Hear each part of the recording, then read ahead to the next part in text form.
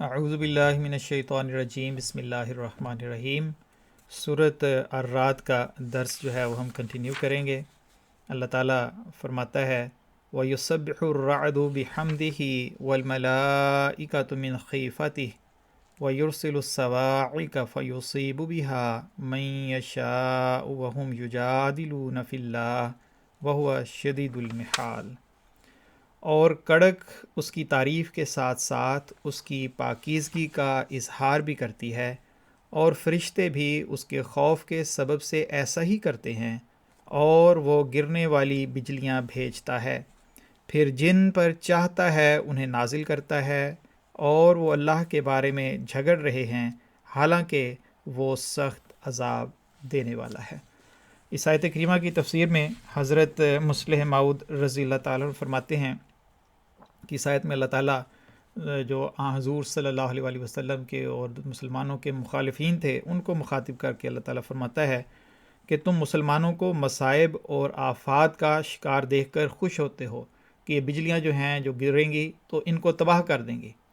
حالانکہ اگر دیکھا جائے تو ہر گرنے والی بجلی جو ہے ہر حالت میں ہر شے کی ہلاکت کا موجب نہیں ہوتی،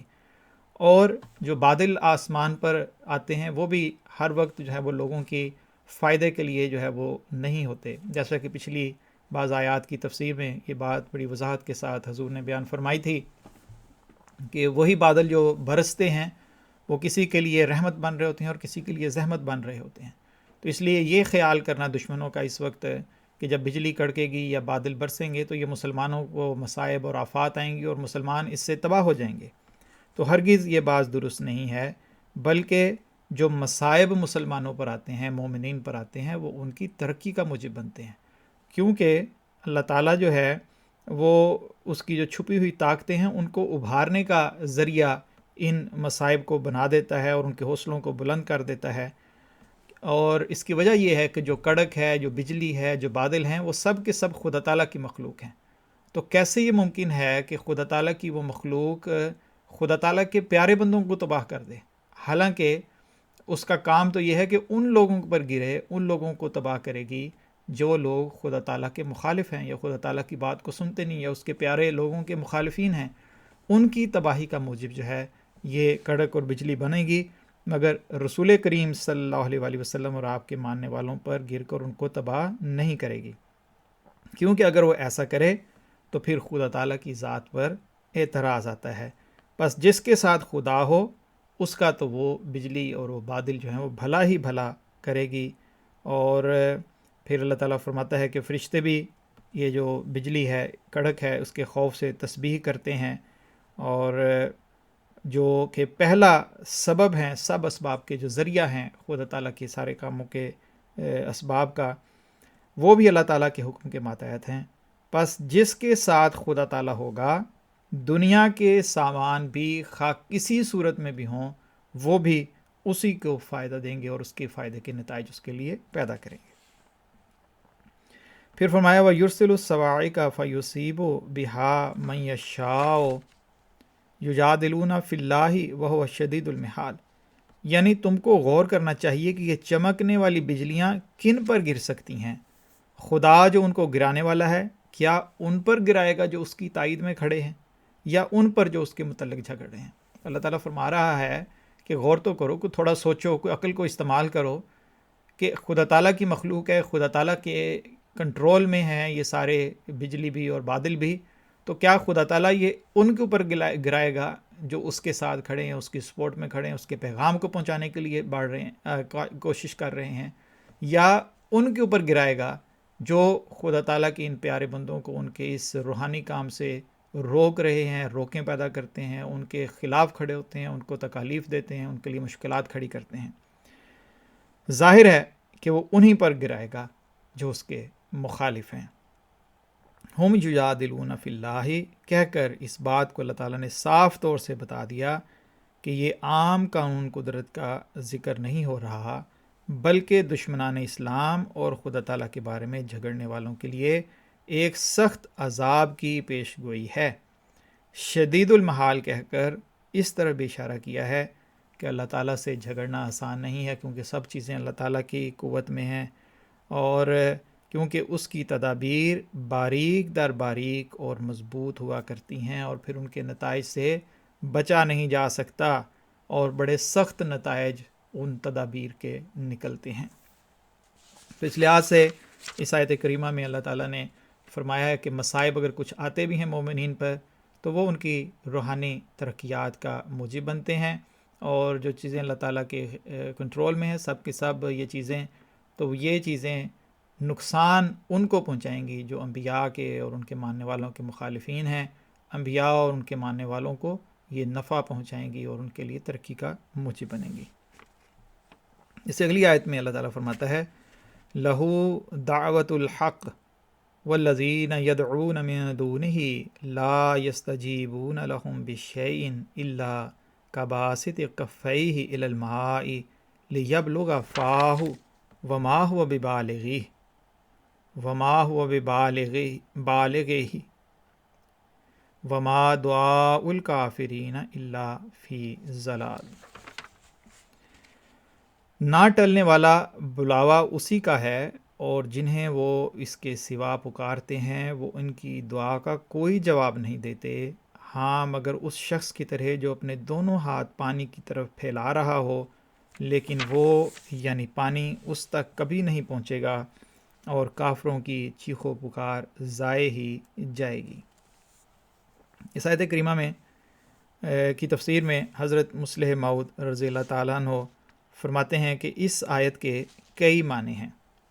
اس میں سے پہلا معنی حضور فرماتے ہیں کہ سچائی کی تائید میں اٹھنے والی آواز صرف خدا ہی کی ہوتی ہے، یعنی جو عمدہ تعلیم ہے، جو سراسر حق ہو، جو غلطی سے پاک ہو، وہ صرف خدا تعالیٰ ہی کی طرف سے آ سکتی ہے۔ انسان کی بنائی ہوئی تعلیم میں غلطیاں اور جھوٹ ہوتے ہیں، اس لیے یہ مت سمجھو کہ تمہاری تعلیمات اس کے مقابلے میں ٹھہریں گی۔ اس پاک تعلیم کا مقابلہ جب تمہاری غلطیوں سے پر تعلیم کے ساتھ ہوگا تو دنیا کو خود بخود اس کی برتری کا یقین ہو جائے گا، یعنی خدا تعالیٰ کی طرف سے جو تعلیم آتی ہے وہ نقائص اور غلطیوں سے پاک ہوتی ہے، اور جو دنیا کی تعلیم ہوتی ہے اس میں نقائص اور غلطیاں ہوتی ہیں، کیونکہ اللہ تعالیٰ عالم الغیب ہے، تمام طاقتوں کا مالک ہے، اور جو انسان ہیں جب وہ کوئی تعلیم بناتے ہیں یا پیش کرتے ہیں تو عالم الغیب نہ ہونے کی وجہ سے، تمام قوتوں کے مالک نہ ہونے کی وجہ سے اس میں غلطیاں اور کوتاہیاں رہ جاتی ہیں، اور جب ان دونوں تعلیموں کا مقابلہ ہوگا تو ڈیفینیٹلی وہی تعلیم کامیاب ہوگی جو تمام نقائص سے پاک ہے، اور وہ خدا تعالیٰ کی دی ہوئی تعلیم ہے۔ پھر اس کی ایک مراد اس آیت سے خدا تعالیٰ ہی کی آواز ہے جو ضرور غالب ہو کر رہتی ہے، یعنی اللہ تعالیٰ کی آواز جو ہے، جو اللہ تعالیٰ کا پیغام ہے وہ ضرور غالب ہو کر رہتا ہے، جو اللہ تعالیٰ فرما دیتا ہے وہ ضرور ہو کر رہتا ہے، اور اس کے مقابلے پر جو دنیا کے بادشاہوں کی آوازیں بھی دب جایا کرتی ہیں، یعنی حضور فرماتے ہیں کہ دنیا کا بادشاہ اگر کسی مجرم کو سزا دیتا ہے اور وہ ملک چھوڑ کر بھاگ جاتا ہے تو اس کے کنٹرول سے باہر نکل جاتا ہے، مگر جب اللہ تعالیٰ جو ہے وہ کسی چیز کا اظہار فرماتا ہے، اعلان فرماتا ہے، تو پھر وہ ضرور پوری ہو کر رہتی ہے، اور کوئی اس میں روک نہیں ڈال سکتا۔ پھر فرمایا کہ وہی مستحق ہے سب عبادات کا جو اس کے سوا دوسرے کو پکارتا ہے، وہ کسی کا حق کسی کو دیتا ہے اور اس طرح ظالم اور ناشکر گزار بنتا ہے، کیونکہ تمام عبادات کا حق اللہ تعالیٰ کی ذات کو ہے۔ اگر اس کے علاوہ کسی کی عبادت کی جائے، کسی کو پکارا جائے، تو پھر یہ ناحق ہے، ناشکری ہے اور ظلم ہے، اور یہ ظلم کرنے والا ناشکرہ شخص جو ہے وہ کہلاتا ہے۔ اگلے حصے میں اللہ تعالیٰ فرماتا ہے والذین یدعون من دونہ لا یستجیبون لهم بشیء الا کباسط کفیہ الی الماء لیبلغ فاہ وما هو ببالغہ وما دعاء الکافرین الا فی ضلال۔ بشیء سے بتلایا کہ جھوٹے معبودوں کی طرف سے انہیں ذرہ بھر بھی نفع نہیں پہنچتا، یعنی ان کو معمولی سا بھی فائدہ جو ہے ان سے نہیں پہنچتا۔ اگر کوئی دعا ان کی کسی وقت کوئی قبول ہو بھی جاتی ہے، جو وہ دعائیں مانگ رہے ہوتے ہیں، تو وہ اتفاقاً کوئی بات جو ہے وہ پوری ہو جاتی ہے، ورنہ ان کی جو اس بات کے پورے ہونے میں ان معبودان باطلہ کا کوئی بھی دخل اور عمل نہیں ہوتا۔ اللہ کا باسط کفیہ ہے، یعنی ان کی پکار اپنے دونوں ہاتھ پھیلانے والے کی طرح ہے۔ تو اس آیت میں بتایا گیا کہ جس طرح اعلیٰ چیز کو ادنا مقام دینے والا انسان فوائد سے محروم رہ جاتا ہے، اسی طرح ادنا کو اعلیٰ مقام دینے والا بھی اس کے فوائد سے محروم رہ جاتا ہے۔ یعنی جس کو وہ مقام ہے وہ نہ دینا بھی نقصان دہ ہوتا ہے، اور جس کا وہ مقام نہ ہو اس کو وہ مقام دے دینا وہ بھی نقصان دہ ہو جاتا ہے۔ حضور نے اس کی مثال دی ہے کہ اگر کوئی جو ہے کھرے سکے کو کھوٹا سمجھنے والا بھوکا مرے گا، کہ ایک 5 کروڑ یا 10 کروڑ کا جو 100 کروڑ کا جو نوٹ ہے، اس کو اگر کوئی سمجھتا ہے کہ یہ جعلی ہے، یہ ٹھیک نوٹ نہیں ہے، تو اگر وہ بھوکا ہے تو وہ اس سے کچھ خریدے گا نہیں، کیونکہ اس کو خیال یہ ہے کہ شاید یہ جعلی نوٹ ہے، تو وہ اس سے کوئی فائدہ نہیں اٹھا سکے گا۔ مگر کھوٹے کو کھرا سمجھنے والا بھی تکلیف میں مبتلا ہوگا، اور اگر کوئی جعلی نوٹ کو اصلی سمجھتا ہو تو وہ بھی بھوکا ہی رہے گا، اس کو بھی فائدہ نہیں ہوگا، کیونکہ وہ اس سے کوئی بھی فائدہ حاصل نہیں کر سکتا۔ تو اس طریقے سے کیونکہ وہ خدا تعالیٰ کی صفات سے جو آگاہ نہیں ہے وہ اس کی رحمتوں سے محروم رہے گا، لیکن جو مخلوقات کو خدا بنائے گا وہ بھی ان مخلوقات کے فائدے سے محروم رہے گا۔ تو ایسا ہی ہے کہ جو خدا تعالیٰ کی صفات سے آگاہ نہیں ہے، جو سمجھتا نہیں کہ خدا ہے، تو وہ اس کی ان صفات سے فائدہ نہیں اٹھا سکتا۔ اور اگر وہ وہی صفات کسی ایسے خدا کو دے رہا ہے جو اصل خدا نہیں ہے، جیسے بتوں کی پوجا کرتے ہیں یا اور چیزوں کو، سورج چاند ستاروں کو، تو وہ بھی اس کو کوئی فائدہ نہیں پہنچائیں گے۔ تو ہر دونوں لحاظ سے وہ شخص جو ہے وہ گھاٹے کا سودا کرتا ہے، وہ ناکامی کا سودا کرتا ہے۔ اور فرمایا کہ مثلاً پانی انسان کے فائدے کی ایک چیز ہے اور انسان کے کام آنے کے لیے بنایا گیا ہے۔ اگر کوئی پانی کو انسان کا ہی مقام دے دے اور جس طرح آدمی کو بلاتا ہے ہاتھ پھیلا کر اسے بلانا شروع کر دے، تو پانی اس کے پاس نہ آئے گا اور وہ پانی کے فوائد سے محروم رہ جائے گا۔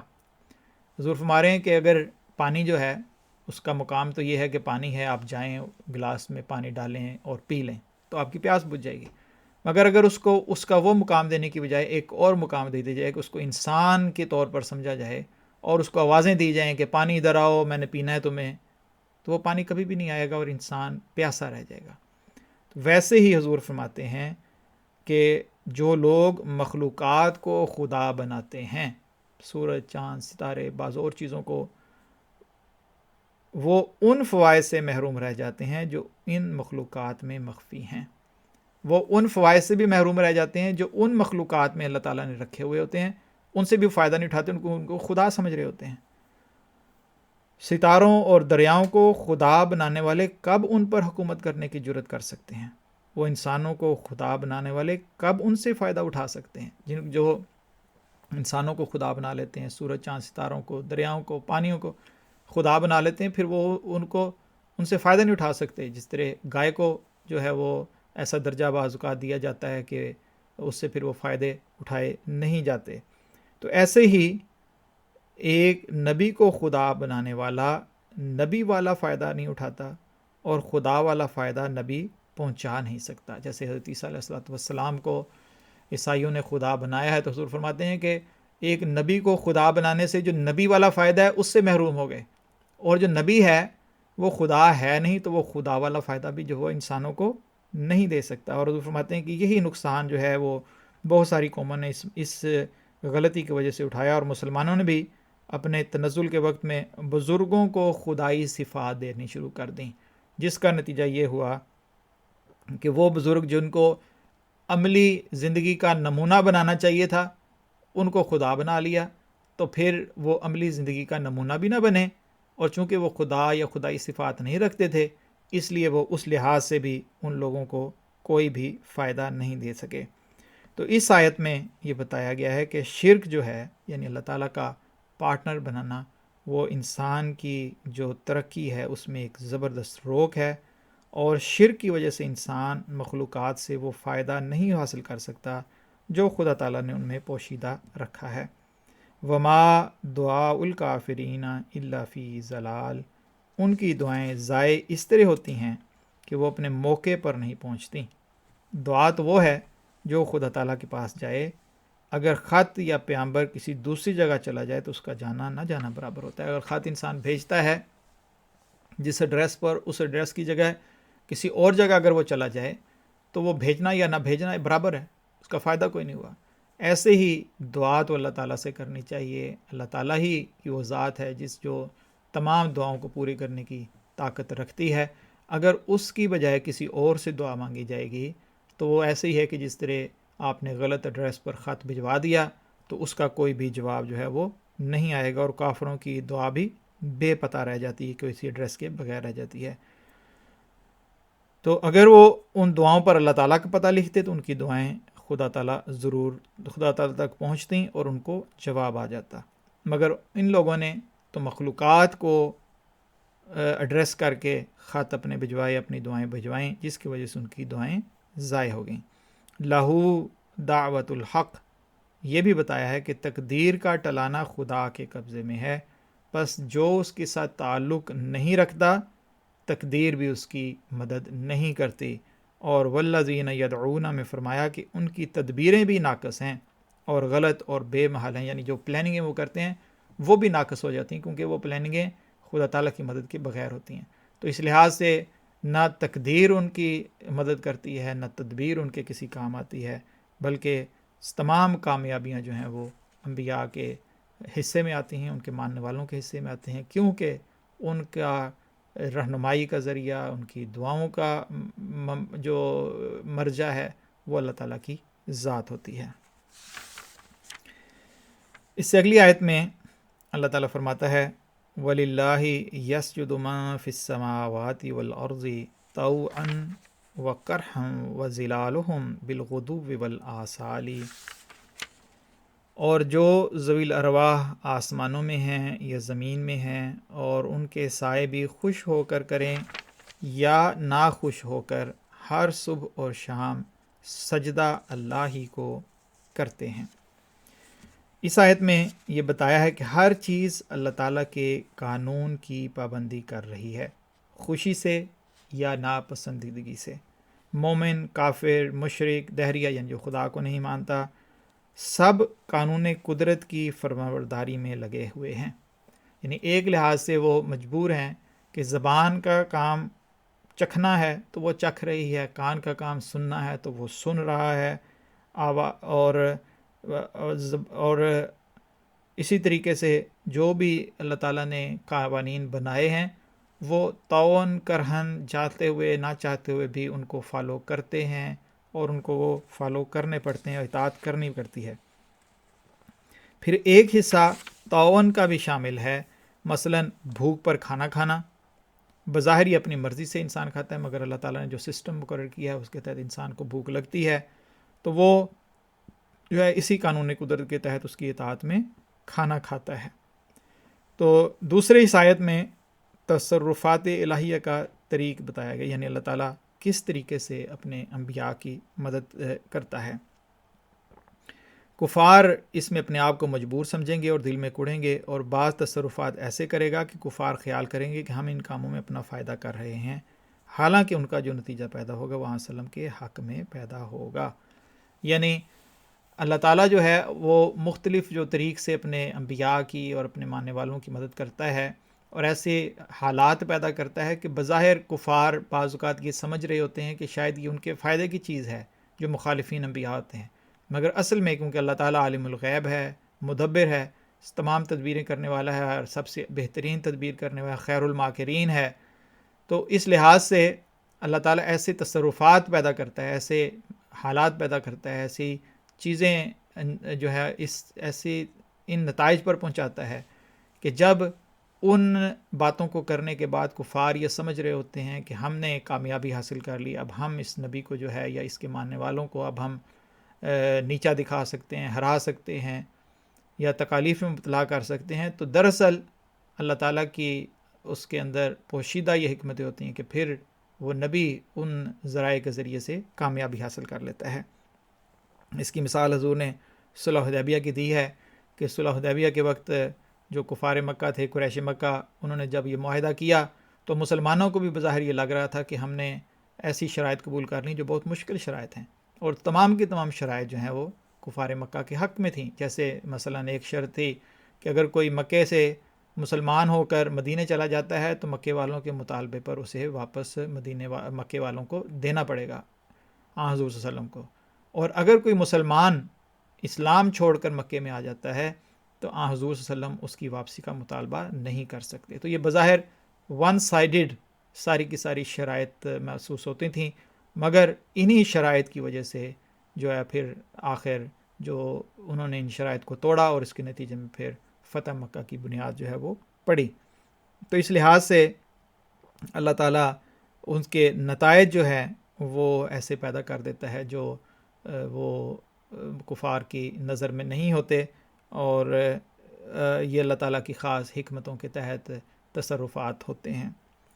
وَظِلَالُهُمْ، اور ان کے سائے، حضور فرماتے ہیں کہ ظلال کے مختلف معنی حضور نے بیان کیے ہیں، اور ان معنوں کو بیان کرنے کے بعد فرماتے ہیں کہ تمام موجودات اور ان کے تابع اور ان کے حکمران سب کے سب اللہ تعالیٰ کی فرمانبرداری میں لگے ہوئے ہیں. پس ان لوگوں کو ہوشیار ہو جانا چاہیے، یعنی ہر چیز اللہ تعالیٰ کی فرمانبرداری میں، اس کی اطاعت میں ہے، ہر چیز دنیا کی، کہ اگر محمد صلی اللہ علیہ وسلم کی مخالفت انہوں نے ترک نہ کی تو جو ان سے اوپر کے وجود اور طاقتیں ہیں وہ بھی ان کی مخالف ہو جائیں گی، اور جو ان کے تابع ہیں وہ بھی ان کے مخالف ہو جائیں گے. اس آیت میں اللہ تعالیٰ یہ فرما رہا ہے کہ ان کے سردار بھی ان کے ہاتھوں سے نکل جائیں گے، اور ان کی بعد میں آنے والی نسلیں بھی ان کے ہاتھوں سے نکل جائیں گی. اور یہی صورتحال جو ہے وہ ہمیں نظر آتی ہے. اور اللہ تعالیٰ نے ایک دوسری آیت میں اس صورتحال کو اس طرح بیان فرمایا ہے،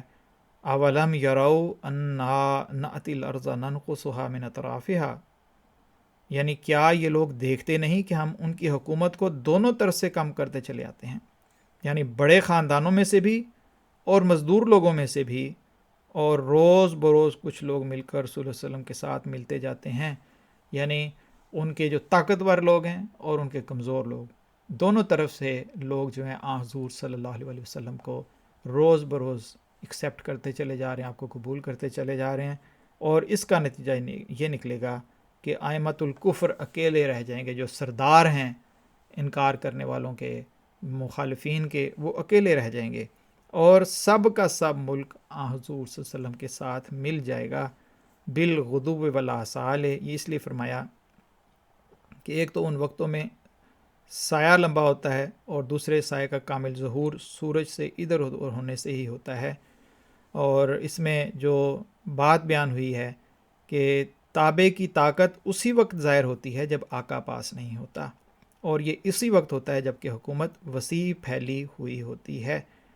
فرمایا کہ خواہ تمہاری حکومت کتنی بھی وسیع کیوں نہ ہو، تب بھی خدا تعالیٰ کے ماتحت ہو. یعنی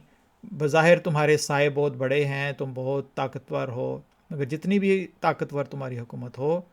اللہ تعالیٰ سے طاقتور نہیں، اللہ تعالیٰ کے ماتحت ہے وہ حکومت. اور فرمایا کہ تم خواہ محمد صلی اللہ علیہ وسلم کے مقابلے پر آؤ، یا جب تم اپنے نوکروں یا غلاموں کو بھیجو، دونوں صورتوں میں ہم تمہاری تدبیروں کو توڑ ڈالیں گے. یعنی اگر تم خود مقابلے کے لیے آتے ہو یا اپنے لوگوں کو بھجواتے ہو، دونوں صورتوں میں تمہیں ناکامی ہوگی، اور حضور صلی اللہ علیہ وسلم اور آپ کے ماننے والے جو ہیں وہ کامیاب ہوں گے. اس اگلی آیت میں اللہ تعالیٰ فرماتا ہے، قل من رب السماوات والارض قل اللہ قل فاتخذتم من دونه اولیاء لا یملکون لانفسهم نفعا ولا ضرا قل هل يستوي الأعمى والبصير ام هل تستوي الظلمات والنور ام جعلوا لله شركاء خلقوا كخلقه فتشابه الخلق عليهم قل اللہ خالق كل شيء وهو الواحد القہار. تو ان سے کہہ کہ بتاؤ آسمانوں اور زمین کا رب کون ہے؟ اس کا جواب وہ تو کیا دیں گے؟ تو خود ہی کہہ دے کہ اللہ، اور پھر تو ان سے کہہ کہ کیا پھر بھی تم نے اس کے سوا اور اپنے مددگار بنا رکھے ہیں جو خود اپنے لیے بھی کسی نفع کو حاصل کرنے کی قدرت نہیں رکھتے اور نہ کسی نقصان کو روکنے کی. اور ان سے کہہ کہ کیا اندھا اور دیکھنے والا برابر ہو سکتا ہے، یا کیا تاریکی اور روشنی برابر ہو سکتی ہے، یا کیا انہوں نے اللہ کے ایسے شریک تجویز کیے ہیں جنہوں نے اس کی مخلوق کی طرح کچھ پیدا کیا ہے کہ جس کی وجہ سے اس کی اور دوسروں کی مخلوق ان کے لیے مشتبہ ہو گئی ہے. تو ان سے کہہ کہ اللہ ہی ہر ایک چیز کا خالق ہے، اور وہ کامل طور پر یکتا اور ہر ایک چیز پر کامل اقتدار رکھنے والا ہے. اس آیت کی تفسیر میں حضرت مصلح موعود رضی اللہ تعالیٰ عنہ فرماتے ہیں یہ عجب خدا کی قدرت ہے کہ جتنے لوگوں کو دنیا نے خدا بنایا ان کی زندگی دکھ اور تکلیف میں ہی گزری۔ حضور فرماتے ہیں کہ جتنے بھی لوگوں کو لوگوں نے خدا بنا لیا، انسانوں کو، ان کی اپنی زندگی ہمیشہ دکھ اور تکلیف میں گزری۔ حضرت عیسیٰ علیہ السلام کو دیکھ لیں، انہیں عیسائیوں نے خدا بنایا، ان کی زندگی کیسی تکلیفوں میں گزری۔ سلیب پر چڑھایا گیا، سلیب سے اللہ تعالیٰ نے محفوظ کیا، بچایا، اور بچنے کے بعد پھر ایک لمبا سفر ان کو طے کر کے وہاں سے ہجرت کرنی پڑی، اور کشمیر میں آ کر پھر ان کی وفات ہوئی۔ اسی طرح حضرت حسین رضی اللہ تعالیٰ، حضرت امام حسین رضی اللہ تعالیٰ عنہ کے بارے میں بعض شیعہ جو ہیں وہ ان کو اتنا درجہ دے دیتے ہیں کہ خدا کا درجہ ہی دے دیتے ہیں، ان کو جو ہے شہادت نصیب ہوئی۔ پھر اسی طرح رام چندر جی یعنی ہندوؤں میں ہیں، وہ بھی مسائل میں اور مصائب میں مبتلا رہے۔ لا یملکون لانفسہم، بتایا کہ جب وہ اپنی جانوں کی بھی حفاظت نہ کر سکے تو تم کو کیا نفع پہنچائیں گے؟ کہ یہ ایسے لوگ تھے کہ جو اپنی حفاظت نہیں کر سکے، اپنے آپ کو نہیں بچا سکے جب مشکل حالات آئے، تو پھر کیسے ممکن ہے کہ وہ تمہاری کسی قسم کی مدد کر سکیں؟ پھر اللہ تعالیٰ فرماتا ہے کیا اندھا اور آنکھوں والا برابر ہو سکتے ہیں؟ یعنی تم لوگوں کو اپنی کثرت پر ناز ہے، مگر یہ تو سوچو کہ کیا ہمیشہ کثرت مفید ہوا کرتی؟ یعنی جو تمہارا جتھا ہے، تم سمجھتے ہو کہ تم بڑی تعداد میں ہو اور نبی اور اس کے ماننے والے تھوڑی تعداد میں ہیں، تو کیا ایسا ہوتا ہے کہ جو ہمیشہ جو بڑی تعداد میں لوگ ہوں وہ ہمیشہ کامیاب ہوں؟ اور حضور نے مثال دی کہ اگر اندھوں کا ایک گروہ ہو اور ان کے مقابلے پر ایک دیکھنے والا ہے تو وہ ان کے مقابلے پر بھاری پڑ سکتا ہے، خواہ وہ تعداد میں کتنے ہی زیادہ ہوں اور وہ دیکھ نہ سکتے ہوں، تو دیکھنے والا جو ہے وہ نہ دیکھنے والوں سے طاقت میں بڑھ جاتا ہے۔ ایسے ہی جو اللہ تعالیٰ کے انبیاء ہیں، ان کی روحانی آنکھ یا ان کو روحانی علم اللہ تعالیٰ عطا کرتا ہے۔ اللہ تعالیٰ ان کی جو مخالفین ہیں ان کی تدبیروں سے ان کو آگاہ کرتا رہتا ہے، اور وہ اندھے ہیں، ان کا علم محدود ہے، وہ دیکھ نہیں سکتے مستقبل کو، مگر اللہ تعالیٰ دیکھ سکتا ہے، اور وہ ان کی ان تمام سازشوں کو اپنے انبیاء کو گوش گزار کر دیتا ہے، ان کو بتا دیتا ہے، جس کے نتیجے میں پھر انبیاء اپنی حفاظت کے سامان کرتے ہیں اور دشمن ناکام ہوتا ہے اور انبیاء جو ہیں وہ کامیاب ہو جاتے ہیں۔ تو اس لحاظ سے وہ انبیاء جو ہیں وہ خدا تعالیٰ کی وحی سے بینا ہیں، یعنی دیکھتے ہیں، اور کیونکہ تمہارے پاس کوئی وحی نہیں ہے مخالفین کے پاس، تم ناواقف ہو، اور اس وجہ سے تم ان انبیاء کا مقابلہ نہیں کر سکتے۔ حل تستوی ظلمات و نور، اسی طرح فرمایا کہ ظلمات اور نور کا بھی کوئی مقابلہ نہیں، یعنی اندھیرے اور روشنی کا کوئی مقابلہ نہیں۔ ایک کمرے میں اندھیرا ہو اور چھوٹی سی ایک ٹارچ لائٹ جلائی جائے، تھوڑی سی ایک کرن آتی ہے تو اس سے ہی روشنی جو ہے اس کمرے میں پیدا ہو جاتی ہے، اور ظلمت یعنی اندھیرا جو ہے وہ دور ہو جاتا ہے۔ ظلمات، حضور فرماتے ہیں کہ تمہارے پاس ایسی الہی تعلیم نہیں ہے، یعنی تمہاری جو تعلیمات ہیں وہ اندھیرا ہے، اور جو تعلیم اللہ تعالیٰ اپنے انبیاء کے ذریعے بھجواتا ہے وہ نور ہے، کیونکہ وہ وحی کے ذریعے سے آیا ہے، اور اس نور کے آتے ہی تمہارا اندھیرا جو ہے بھاگنا شروع کر دیتا ہے، وہ ختم ہونا چھٹنا شروع کر دیتا ہے، اور وہ نور آہستہ آہستہ پھیلتے ہوئے تمام عالم کو جو ہے وہ اس کو کور کر لیتا ہے۔ پھر فرمایا کہ ام جعلوا للہ شرکاء خلقوا کخلقہ فتشابہ الخلق علیہم، پھر اللہ تعالیٰ مشرکین کے سامنے بطور اعتراض یہ بات پیش کرتا ہے کہ تم باوجود مشرک ہونے کے بھی یہ کہنے کی جرت نہیں کر سکتے کہ جن کو تم خدا سمجھتے ہو انہوں نے کوئی تخلیق کی ہے، کچھ پیدا کیا ہے، کہ وہ خدا کی خلق سے مشابہ ہو، یعنی جیسے اللہ تعالیٰ نے انسانوں کو پیدا کیا، جانوروں کو پیدا کیا، درختوں کو پیدا کیا، اور مخلوقات جو پیدا کی ہیں، چرند پرند حشرات، تو کیا تم جنہیں خالق کہتے ہو، جن کو خدا سمجھتے ہو، انہوں نے بھی کچھ مخلوق کیا ہے، انہوں نے بھی کچھ پیدا کیا ہے؟ تو اس کو بطور جو اعتراض کے یا دلیل کے اللہ تعالیٰ نے مشرکین مکہ کے سامنے پیش فرمایا، اور ان میں سے جرت نہ ہوئی کہ وہ اس کا کوئی جواب دے سکیں۔ حضور فرماتے ہیں کہ افسوس مسلمانوں نے اس زمانے میں ایسی باتیں کہنی شروع کر دی ہیں، جیسے حضرت عیسیٰ علیہ السلام کے جو معجزات ہیں ان کو ظاہر پر رکھتے ہوئے کہ حضرت عیسیٰ علیہ السلام نے ظاہری طور پر مردوں کو زندہ کیا یا پرندے بنائے، اور حضرت مسیح موعود علیہ السلام کے زمانے کا حضور ایک لطیفے کے طور پر یہ واقعہ پیش کرتے ہیں کہ یہ مولویوں کی حالت ان کی کیا ہے کہ ایک مولوی سے یہ پوچھا کہ تم جو دعویٰ کرتے ہو کہ حضرت مسیح علیہ السلام نے پرندے بنائے تو کون سا پرندہ بنایا؟ تو اس نے کہا کہ چمگادڑ۔ تو حضرت مسیح علیہ السلام نے اس سے پوچھا کہ وہ جو اللہ تعالیٰ کی چمگادڑیں بنائی ہوئی ہیں اور مسیح کی چمگادڑیں بنائی ہیں، ان میں سے کون سی چمگادڑیں ایسی ہیں جو مسیح نے بنائی ہیں؟ تو مولوی کہتا ہے کہ وہ سب رل مل گئی ہیں، یعنی وہ اب پہچانی نہیں جا سکتی کہ کون سی خدا نے بنائی ہیں اور کون سی مسیح نے بنائی ہیں۔ تو حضور فرماتے ہیں کہ افسوس اس بات کا ہے کہ جس بات کا جواب کفار مکہ نہ دے سکے، کیونکہ وہ جانتے تھے کہ ان کے جن کو وہ خدا سمجھتے ہیں انہوں نے کچھ بھی تخلیق نہیں کیا، مگر مسلمان کس قدر دلیری کے ساتھ ان باتوں کو جو ہے جو بلا دلیل ہیں، بے دلیل باتیں ہیں، ان دعووں کو تسلیم کرتے ہیں اور ان کو بیان کرتے ہیں۔ الواحد القہار، یعنی اللہ تعالیٰ واحد ہے، اور قرآن کریم میں خدا تعالیٰ کی وحدانیت کو ظاہر کرنے کے لیے فرماتے ہیں دو نام ہیں، احد اور واحد۔ احد جو ہے وہ اللہ تعالیٰ کا تنزیہی نام ہے اور اس کے معنی اکیلے ہیں، کہ اس کے جب احد کہتے ہیں تو پھر 2 3 4 یا 1 یا اس سے پہلے صفر کسی چیز کا بھی خیال نہیں آتا۔ احد کا مطلب ہے اکیلا، مگر جب واحد کہتے ہیں تو اس کا مطلب ہے 2 1 2 3 4 بھی اس کے بعد جو ہے وہ دوسرے یا تیسرے وجود کا بھی خیال ذہن میں آتا ہے۔ اور یہاں پر حضور فرماتے ہیں کہ جو واحد کا لفظ استعمال کیا گیا ہے تو وہ دوسرے تیسرے وجود کی طرف اشارہ کرتا ہے، اور اس سے یہ بتایا جاتا ہے کہ اللہ تعالیٰ جو ہے وہ منبع ہے ساری مخلوقات کا۔ یعنی جب تم مخلوقات کو دیکھتے ہو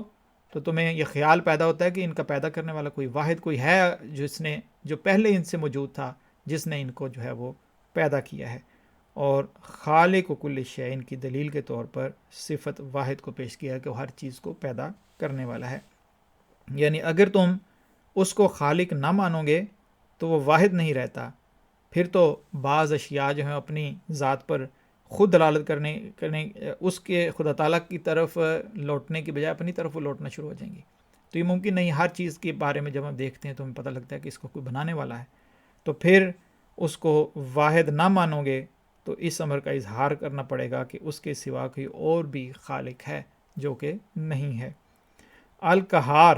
جو ورڈ حضور نے اللہ تعالیٰ نے قرآن کریم میں استعمال اس آیت کی آخر میں کیا ہے، اس کی تفسیر میں حضرت مسلم موعود رضی اللہ تعالیٰ فرماتے ہیں